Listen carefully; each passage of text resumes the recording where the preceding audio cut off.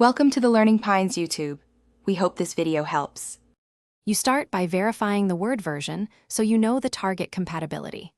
Open the document and immediately save a copy with a clear version tag. This preserves the original. Once done, disable third-party add-ins and pause Cloud Sync to prevent background changes.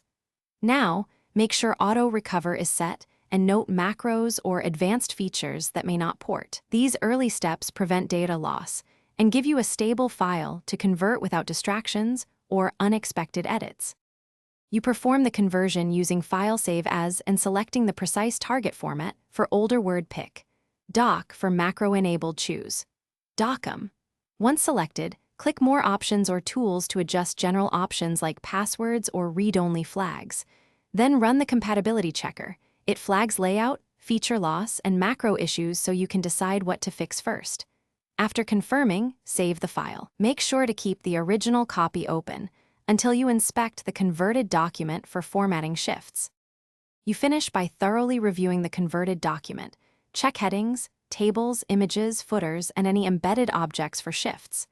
If layout or macros break, revert to your backup and try selective copying.